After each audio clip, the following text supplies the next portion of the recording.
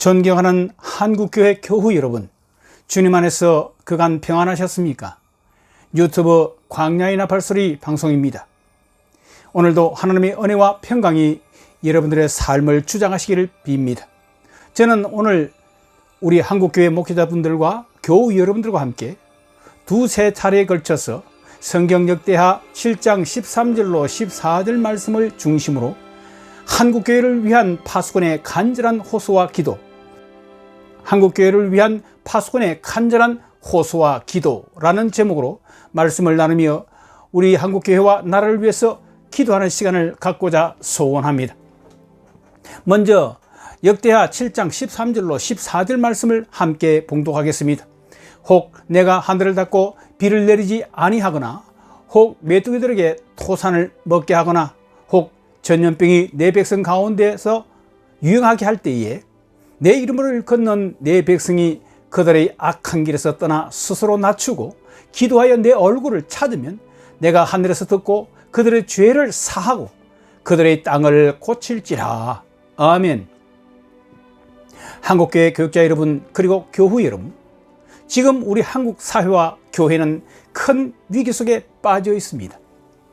여러분들 중에서도 이에 동의하는 분이 계시겠지만, 무엇보다도 자유민주주의 국가로서의 우리나라 체제 위기는 대한민국의 지속 가능성 관점에서 볼 때 근현대사에서 1960년대 초 이후로 처음 겪는 최대 위기라고 보는 사람들도 있습니다.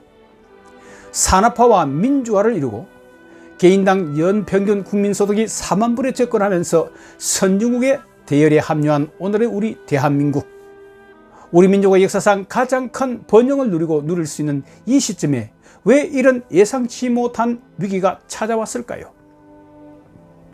본 목사는 거의 2년 가까이 지금의 현 대통령과 현 정부가 지향하는 국정의 방향과 국민을 위한답시고 내놓은 정책들, 특히 한국교회를 대하는 최근의 편파적인 태도를 지켜보면서 만물의 주관자 되시는 하나님께서 지금 우리 대한민국과 한국교회를 향해 가지신 마음이 어떠한 것인지를 두고 기도하는 가운데 매일 성경 읽기와 묵상을 하던 중 최근 성령님께서 제 마음을 격동시키는 다음의 두 구절에 감동되어 절제하고 기도하던 끝에 오늘의 방송을 할 수가 없는 상황이 되었습니다. 그리고 그 두 구절은 예레미야 45장 5절 말씀과 에스겔서 33장 7절의 말씀입니다. 제가 이 두 구절을 소개해 올리겠습니다. 네가 이제 큰 일을 찾고 있느냐? 그만두어라. 이제 내가 모든 사람에게 재앙을 내릴 터인데 너만은 내가 보호하여 네가 어디로 가든지 너의 목숨만은 건져주겠다. 나 주 여호와의 말이다. 에스겔서 33장 7절 말씀. 너 사람아, 내가 너를 이스라엘 족속의 파수꾼으로 세웠다. 그러므로 너는 내가 하는 말을 듣고 나를 대신하여 그들에게 경고하여라. 아멘. 우리나라에 중국 우한으로부터 코로나19가 들어온 사태 초창기에는 대다수의 국민들이 정부와 K-방역을 잘해서 세계적인 모범 사례가 되고 있다는 홍보와 보도에 접하여 코로나와 그 방역으로 인해 자영업자 등 국민적 일부 계층만 잠시 어려움을 당하게 될 것이라고 생각했고, 특별히 대부분의 한국 교회도 교회당에서 모여 예배드리는 전통적인 대면 예배가 국민의 생명과 건강을 위한다는 목록으로 정부에서 금지되고 비대면 예배를 전환하도록 한 조치가 불가피하며 모든 것이 곧 정상으로 돌아갈 것이라는 정부의 정책에 가능한 협조하려 했고 또한 함께 했습니다. 그러나 백신 확보 등을 통해 국민의 고통을 최소화하겠다고 호언장담했던 정부가 백신 수급은 제대로 하지 않고 실내에서나 실외에서까지 마스크 착용 의무화와 2인 이상 사적 모임 금지 등 국민의 기본권 희생만 강요하다시피 하는 지금의 코로나 방역 대책이 점점 길어지면서 대부분의 국민들은 이 정부와 대통령의 말을 불신하며 심지어 조롱하는 지경에 이르렀습니다. 게다가 우리나라 대통령제가 가진 무소불위의 권력과 부정선거 의혹이 있는 선거를 통해서 국회까지 장악한 현 정부 여당은 국회, 검찰 등의 권력기관들을 모두 소나기에 쥐었고 국민들의 눈과 귀의 역할을 할 뉴스보드 매체들마저 언론노조를 통해 통제하고 왜곡하여 친정부적인 보도만을 일삼도록 함으로써 많은 국민들을 속이고 있고, 또한 이를 통해 형성된 왜곡된 국민 여론이 국가를 잘못된 방향으로 끌어가도록 하고 있다는 것에 깨어있는 국민들은 더 우려하고 있는 상황입니다. 실상 현 정부의 공산주의에 가까운 좌파적이며 아마추어적인 국정 운영으로 인해 국민들은 이념과 지역적으로 매우 격심한 분열과 갈등을 겪고 있으며, 코로나를 핑계로 국민들의 자유로운 삶과 경제 활동에 직접 제동을 거는 등 도를 넘는 국민 통제에 대해 고통을 넘어 이제는 분노에 차 있는 사람들이 많다는 것입니다. 무엇보다 코로나19에 대한 방역을 구실로 현 정부가 한국교회의 전통적인 예배 방식인 모여서 드리는 대면 예배를 금지하는 등 한국 교회에 대해서만 편파적으로 취한 조치로 인해 겪는 많은 고초와 어려움을 한국교회 역사상 일제치하에 박해받았던 시절 이후 처음 겪는 것이 아닌가 생각할 정도인 것입니다. 한국교회로서는 정말로 힘들고 악한 시대를 맞고 있는 것입니다. 허나 이런 주제와 논제로 우리나라와 교회가 당하는 현 위기에 대해서 이야기를 꺼내면 어떤 일부 사람들, 특별히 목회자들까지 이 어려운 때 왜 그런 부정적인 이야기를 하느냐, 그저 기도하고 긍정적인 이야기를 해도 모자랄 판인데 무조건 정부를 믿어봐 라고 하면서 이런 사안에 대해서 이야기를 꺼내는 것조차 반발하는 경향도 있습니다. 심지어 한국교회 목회자들 중에는 특히 일부 중대형교회 담임 목회자들은 한국교회의 위기라는 말에 대해서 인정하지도 또 귀담아 들으려고도 하지 않고 현재 자신들의 기득권 때문인지는 몰라도 자신과 자신의 교회 문제는 아니라는 식의 안일한 태도로 이런 상황을 위해서 외면하려 한다는 것입니다. 그러나 지금 우리 한국 사회와 교회에 찾아온 위기는 구약시대 이스라엘 민족, 즉 북이스라엘과 남유다가 모두 하나님께 범죄하고 끝내 회개치 않음에 따라 아수르와 바벨론에 의해 멸망되었던 역사적 상황과 오버랩되면서 그 존망마저 위태로울 만큼 매우 위장하다고 볼 수 있는 것입니다. 사실상 우리 세대, 즉 약 50년 전부터 지금까지 우리나라의 현대사는 모든 방면에 있어서 반만년이라는 유구한 우리 민족의 역사 가운데서 온 국민이 자유를 누리는 자유민주주의 체제 아래서 최고의 번영을 누리고 있는 시대라고 할 수 있습니다. 하지만 이와는 상반되게 이 기간은 또한 우리 민족이 살아온 이 한반도가 지금부터 약 70년 전에 반쪽으로 나뉘어져서 남쪽은 자유민주주의 국가, 북쪽은 공산주의를 표방하는 1인 독재 국가로 서로 다른 체제하에서 분단의 역사를 시작한 때와도 중첩되기 때문에 한편으로는 슬픈 시기이기도 합니다. 지금의 우리 대한민국도 불과 60년 전인 1960년대 초까지만 해도 세계 최빈국에 속한 가난한 나라였고, 지금의 세대를 제외한 거의 5천년간 한민족은 왕과 소수의 특권층 그룹을 제외한 대부분의 백성들이 가렴주구의 삶을 살아오면서 가난과 불행의 삶을 운명처럼 받아들이는 역사를 살아왔다는 것입니다. 더구나 구한말 시대의 혼란기에서부터 36년간의 일제 침략과 유린의 기간, 그 위에 찾아온 북의 공산정권에 의한 민족 말살의 참혹한 6.25 전쟁과 이로 인한 민족 분단의 참상까지 이를 처리하는 기간이었던 1960년대 초까지만 해도 백성들은 길거리에 나 혼자 생거지와 같은 빈참한 삶을 사는 상황을 겪기도 했습니다.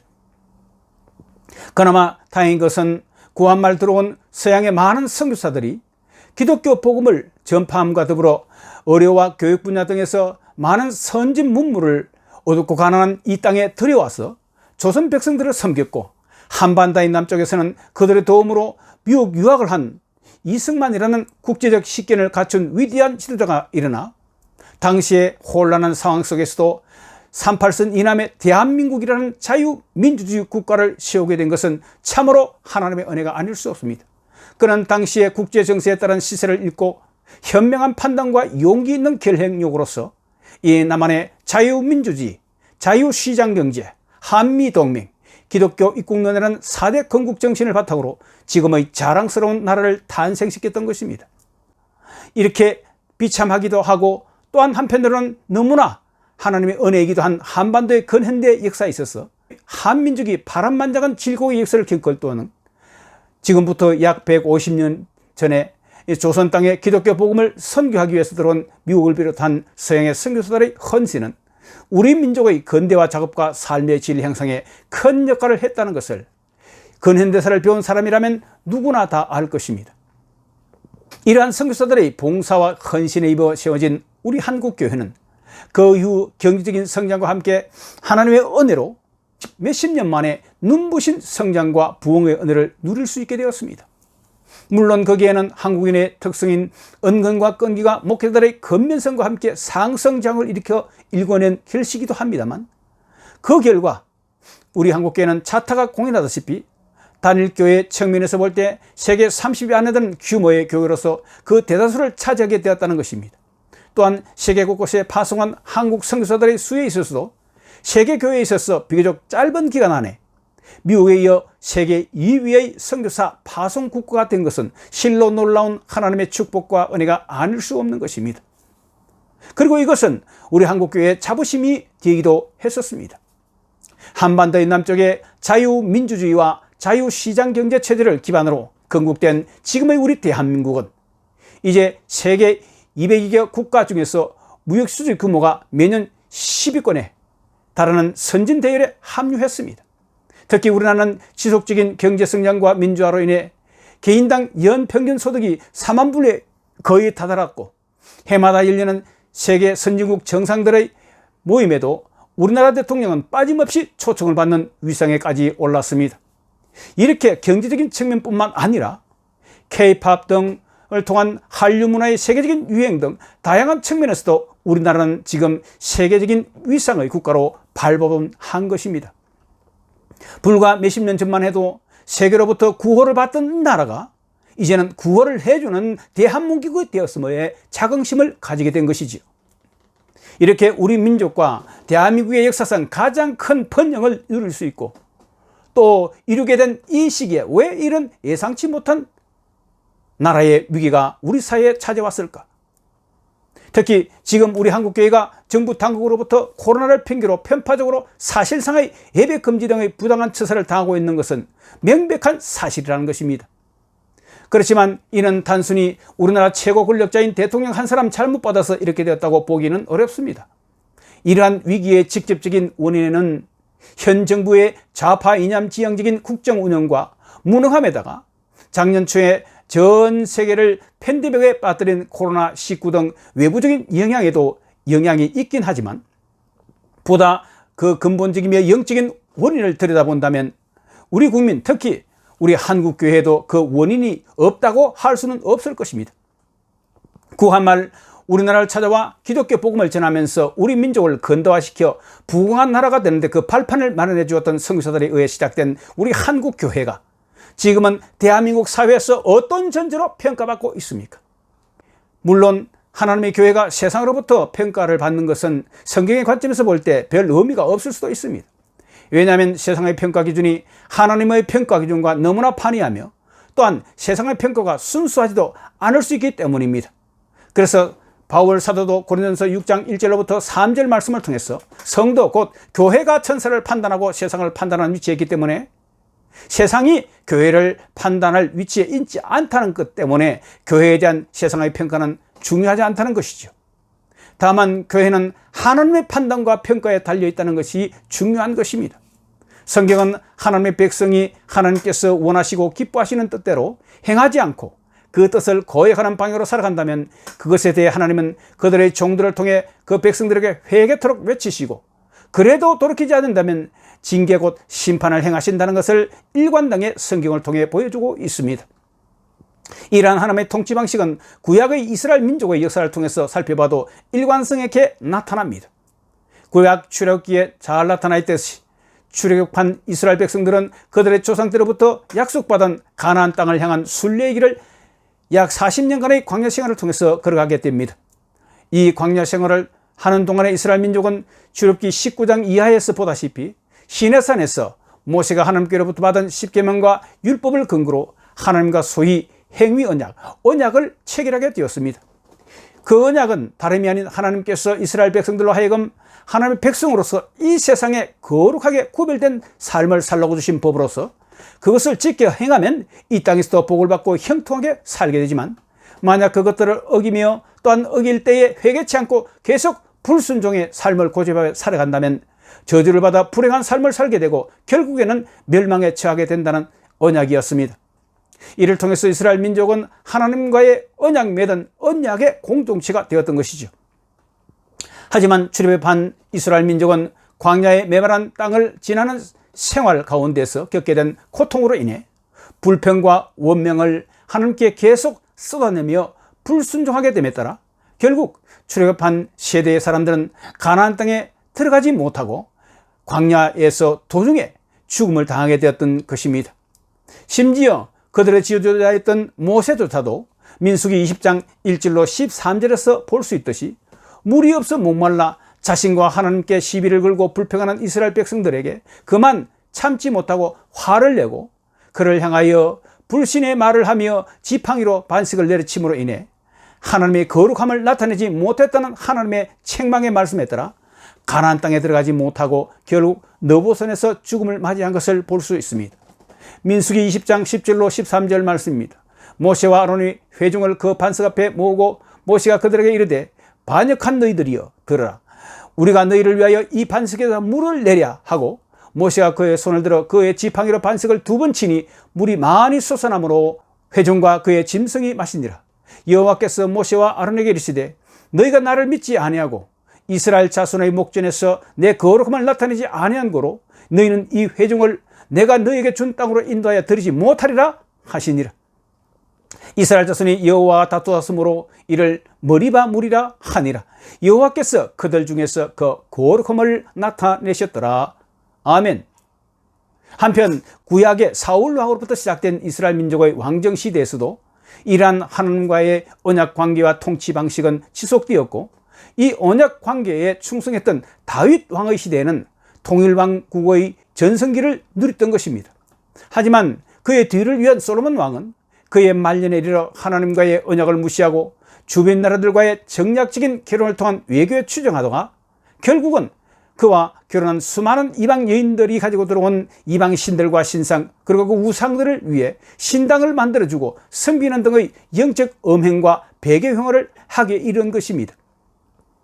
이러한 왕의 악한 행위는 백성들로 하여금 야훼 하나님과 함께 이방 신들을 섬기는 우상 숭배와 더불어 하나님께서 금하신 할례받지 않은 이방인들과의 혼례를 행하게끔 유도하는 불순종을 낳도록 했던 것입니다.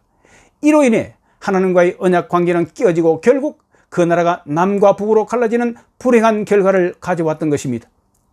나라가 두 쪽으로 갈라진 이후에도 여로보암의 반란으로 세워졌던 북이스라엘 왕조도 그리고 르호보암의 남유다 다윗 왕조도 하나님께 대한 불순종은 그치질 않았고 그 개선의 기미도 보이질 않았습니다. 그러자 하나님께서는 선지자들을 보내 계속적인 회개와 심판의 메시지를 선포했지만 그럼에도 불구하고 그들 백성들은 여전히 우상 숭배를 그리고 왕들은 말할 것도 없고 귀족 관료들과 대부분의 제사장들과 선지자들도 공도와 정의를 행하지 않고 자신들의 탐욕을 따라 거짓과 위선, 음란과 편파적인 쟁파를 하는 등의 불순종한 삶을 살아내므로 결국 예레미야 6장 13절로 15절 말씀 그리고 18절 말씀과 같이 계속되어 갔던 것을 볼 수 있습니다. 결국은 하나님의 심판을 받아 남유다는 BC 587년 북이스라엘은 BC 722년에 모두 멸망당하게 된 역사적 사실을 통해서 이러한 하나님의 통치 원리가 계속됨을 구약 성경의 역사서와 예언서를 통해 우리는 가감없이 확인할 수 있습니다. 예레미야서 6장 13절로 15절 말씀 18절 말씀 이는 그들이 가장 작은 자로부터 큰 자까지 다 탐욕을 부리며 선지자로부터 제사장까지 다 거짓을 행함이라. 그들이 내 백성의 상처를 가볍게 여기면서 말하기를 평강하다 하나 실은 평강이 없도다. 그들이 가정한 일을 행할 때에 부끄러워하였느냐? 아니라 조금도 부끄러워하지 않았을 뿐 아니라 얼굴도 붉어지지 않았느니라. 그들이 내 말을 듣지 아니하며 내 율법을 거절하였음이니라. 네, 특히 그나마 북이스라엘의 영적 상태보다도 상대적으로 양호했던 남유다마저도 멸망 직전 당시의 백성들의 영적인 상태를 단적으로 잘 보여주는 성경 구절로서 예레미야 7장 9절로 11절 말씀을 들 수 있고 유다 백성들이 그러한 영적 상태에 이르게 된 데는 예레미야 8장 10절로 12절 말씀과 같이 탐욕에 따라 백성들에게 거짓된 것을 가르치고 예언하던 당시의 종교주들의 행태에 그 원인이 있음을 보여주고 있다는 것입니다. 결국 유다와 이스라엘의 죄목은 영적인 간음인 우상숭배뿐만 아니라 그들 이웃끼리 거짓말을 하고 위선의 말을 하며 간음을 행하고 속여 탈취하면서 입술로는 평화를 말하지만 실상은 해악을 꾸미는 짓을 행함으로 사회적으로 도덕적인 부패가 극심했음을 보여줍니다. 그래서 하나님께서는 각기 그 이웃을 조심하고 어떤 형제든지 그들의 말을 믿지 말라는 말씀까지 하시던 것을 볼 수 있습니다. 예레미야 7장 9절로 11절 말씀입니다. 너희는 모두 도둑질하고 사람을 죽이고 음행을 하고 거짓으로 명세를 하고 바알에게 분향하고 너희가 알지 못하는 다른 신들을 섬긴다. 너희는 이처럼 내가 미워하는 일만 저지르고서도 내 이름으로 불리는 이 성전으로 들어와서 내 앞에서 하는 말이 우리는 구원을 얻었나이다, 우리는 안전하나이다 라고 말한다. 너희는 그런 역겨운 모든 일들을 또 되풀이하고 싶어서 그렇게 말하는 것이지, 그래 내 이름으로 불리는 이 성전이 너희 눈에는 도둑이 숨는 곳으로 보이느냐? 여기에서 벌어진 온갖 악을 나도 똑똑히 다 보았다. 나 주 여호와의 말이다. 아멘. 예레미야 8장 10절로 12절 말씀 보겠습니다. 그러므로 내가 그들의 아내들을 다른 남자들에게 넘겨주고 그들의 밭도 다른 사람에게 주어 차지하게 하겠다. 힘 있는 자든 힘 없는 자든 모두가 다 자기 이속만 치우며 사기를 쳐서 재산을 모았다. 선지자들과 제사장까지도 모두 한결같이 백성을 속였다.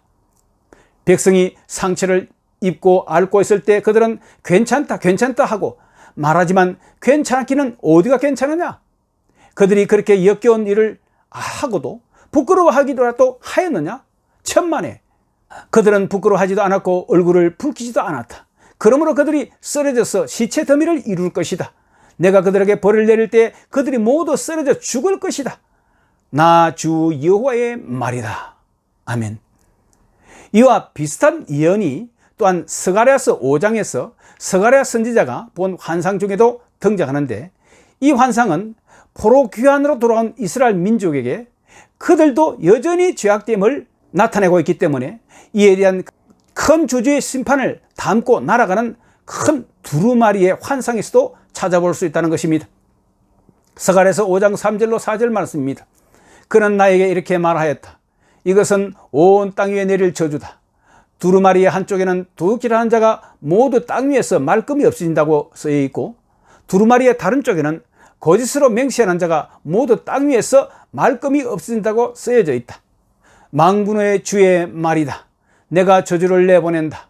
모든 도둑의 집과 내 이름을 두고 거짓으로 맹세하는 모든 자의 집에 저주가 들어갔어.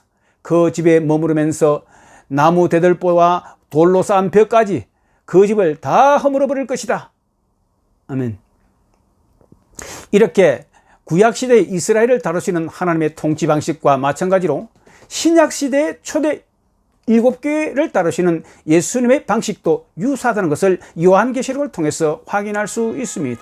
특히 일부 학자들의 견해에 따르면 요한계시록 3장 14절로 22절의 말씀에서 언급되고 있는 마지막 7번째 라오디게아 교회는 바로 종말시대의 교회를 상징한다고 해석하기도 했습니다.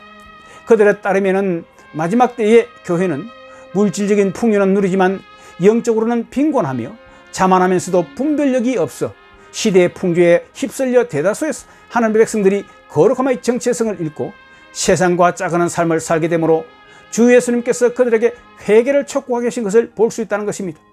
더 나아가 영적으로 교회가 세상과 뒤섞여서 혼탁한 상태가 계속되다 보니 교회의 머리 대신 주님마저 교회 안에 머물 수 없어서 문 밖으로 나가셔서 교회로 다시 들어오시려고 문을 계속 두드리고 계신 모습을 요한계시록 3장 20절 말씀에서 보여준다는 것입니다. 요한계시록 3장 20절 말씀입니다. 볼지어다 내가 문 밖에 서서 두드리노니 누구든지 내 음성을 듣고 문을 열면 내가 그에게 들어가 그로 더불어 먹고 그는 나와 더불어 먹으리라. 아멘. 그런데 오늘의 우리 한국교회가 이 라오디게아 교회의 모습과 많이 닮아 있다고 느끼는 것은 이 목사 만화의 생각일까요? 오늘의 악하고 위험스러운 상황이 지금 우리 한국교회와 우리 사회에도 동일하게 벌어지고 있다는 성령님이 깨우치시는 이 역사가 이 본목사에게 강하게 들었고, 또 우리 사회, 특히 한국교회에 찾아온 지금의 큰 위기는 하나님께서 허락하신 것이며 그 위험한 상황을 우리로 깨닫고 돌이켜 회개토록 하시리고 징계로 주셨다는 것을 확신하게 되었다는 것입니다.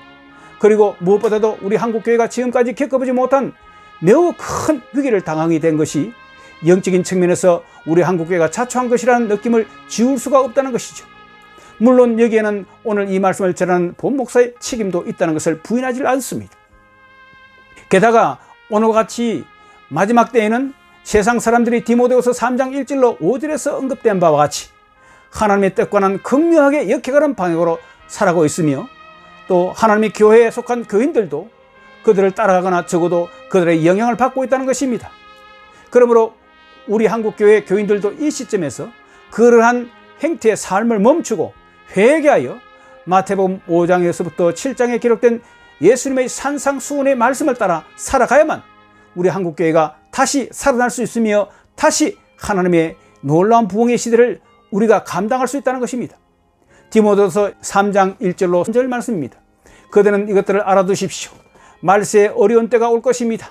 사람들은 자기를 사랑하며 돈을 사랑하며 뽐내며 교만하며 하나님을 모독하며 부모에게 순종하지 아니하며 감사할 줄 모르며 불경스러우며 무정하며 원한을 풀지 아니하며 비방하며 절제가 없으며 난폭하며 선을 좋아하지 아니하며 배신하며 무모하며 자만하며 하나님보다 쾌락을 더 사랑하며 겉으로는 경건하게 보이나 경건함의 능력은 부인할 것입니다. 그들은 이런 사람들을 멀리 하십시오. 아멘. 사랑하는 교우 여러분, 세상이 이렇게 돌아간다면 만시지탄이지만 지금이라도 우리 한국교회가 이 나라와 교회의 위기 앞에서 함께 마음을 모아 기도하며 우리 하나님 앞에서 이 위기의 근본 원인이 무엇인지를 정직하게 성찰하고 실천 가능한 대책을 내놓고 일치된 행동으로 실행하며 하나님 앞에 기도해야 될 것이 아니겠습니까? 무조건 세상 정부가 하나님의 교회를 탄압하고 있다고 보고 저항하고 싸울 생각만 해서는 문제는 해결되지 않을 것입니다.